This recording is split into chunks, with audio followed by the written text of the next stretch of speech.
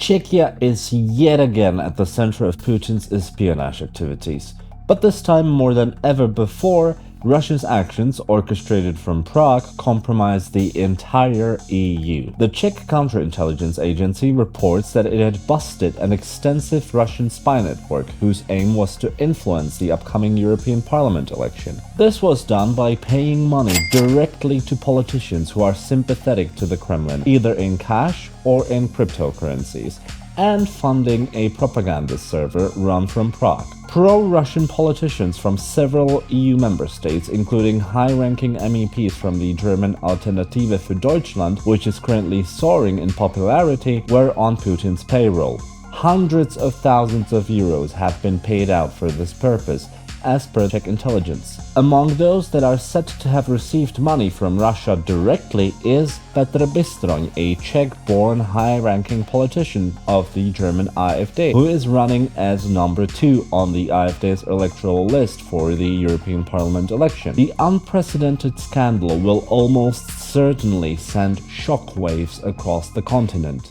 I'm Jan with Prague Pulse, and in today's video we take a look at how the Russian influence operation came about, who was involved, and how the scandal may shake up the result of the upcoming European Parliament election.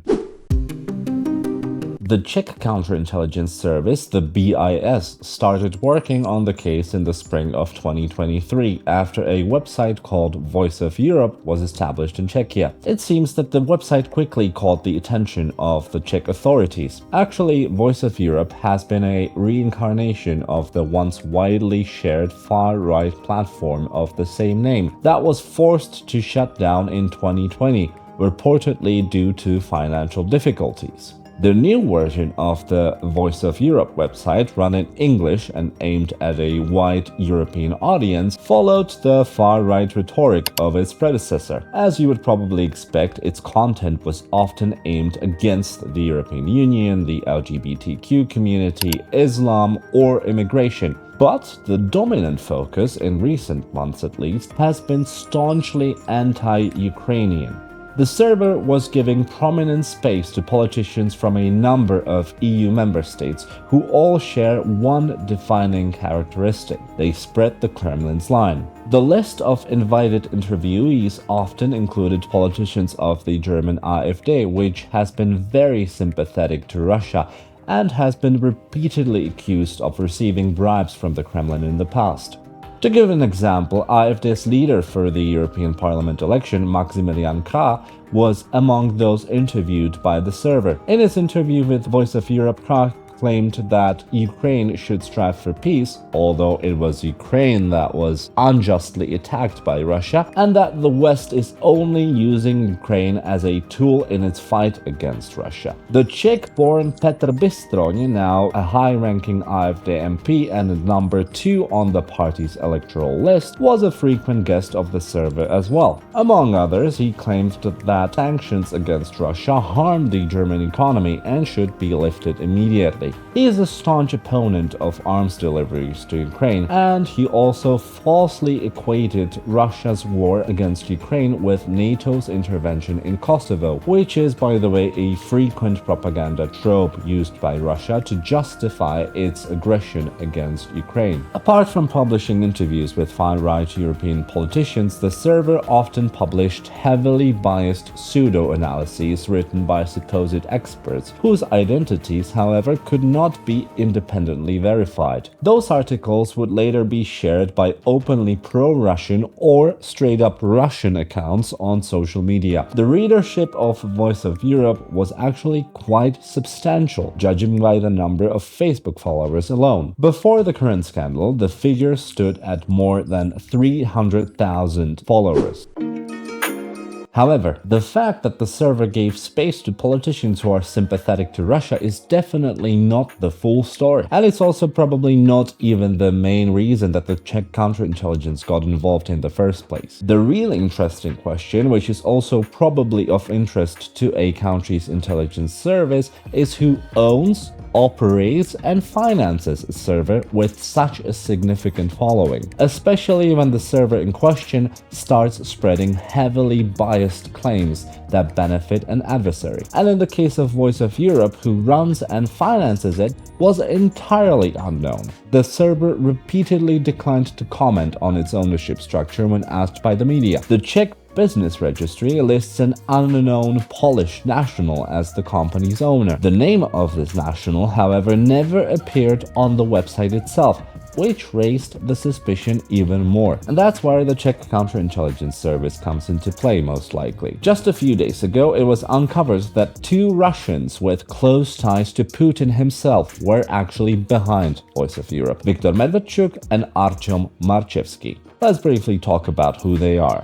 Viktor Medvedchuk, a Ukrainian citizen and an oil and media baron, has been a loyal ally and a personal friend of Vladimir Putin for more than 2 decades now. Putin is actually also the godfather of Medvedchuk's daughter, and the two have taken holidays together at Putin's personal residence in Sochi and Medvedchuk's villa in Crimea, which Russia stole from Ukraine in 2014. Medvedchuk was also quite influential in Ukrainian politics. In 2019, he was elected member of the Ukrainian parliament for the pro-Russian opposition Platform for Life political party, which he founded. According to several sources, Putin actually saw him as a way to maintain his influence over Ukraine. Shortly before the full-scale invasion of Ukraine began, US intelligence even claimed that Medvedchuk had been picked by Putin to lead a puppet government in Ukraine once Russia defeated Ukraine. That was why in 2021 Medvedchuk was placed under house arrest for treason. By the way, Petr Bystroň of the AfD actually personally visited Medvedchuk when he was under house arrest. Once Russia attacked Ukraine in February 2022, Medvedchuk fled his house arrest, but was later recaptured by Ukraine.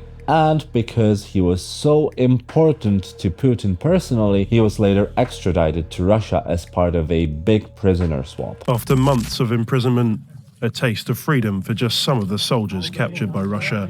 On Wednesday, Ukraine announced that 215 soldiers would be released by the Russians in the largest prisoner exchange since the start of the war. Many of those released in the exchange were captured during the siege of Azovstal, including 5 commanders, where many Ukrainian soldiers from the Azov battalion held out against Russian forces in Mariupol for weeks on end. As part of the deal, Ukraine will release 55 prisoners of their own, most notably Viktor Medvedchuk, a former Ukrainian lawmaker and close Putin ally. Arrested in April, he was one of the founders of pro-Russian party, Opposition Party for Life. Even though Medvedchuk then seemingly disappeared from public life, Czech counterintelligence now claims that he remained active in promoting Putin's interests abroad. Medvedchuk actually funneled hundreds of thousands of euros to Voice of Europe last year alone, and some of this money went directly to funding pro-Russian politicians in Europe, like Petr Bystroň of the AfD. The BIS has evidence of money being handed over personally at meetings in Prague or in the form of cryptocurrencies. And the Czechs have, of course, passed this information to their partners in Berlin and elsewhere in the EU. The second Russian man who was instrumental in running Voice of Europe was Artyom Marchevsky. He was the one managing the content, representing the company, and communicating with European politicians. He also was apparently the one handing out payments to them. In total, politicians from 6 EU member states are said to have been on Putin's payroll. In the past, Marchevsky worked for Medvedchuk's TV channel, which was later banned by Ukraine for disseminating Russian propaganda. He also intended to run for Medvedchuk's opposition Platform party, but later withdrew his candidacy. The Ukrainian State Bureau of Investigation accused him of collaborating with Russia, which is why he fled to Prague in April 2022. And together with Medvedchuk, they then set up Voice of Europe in Prague.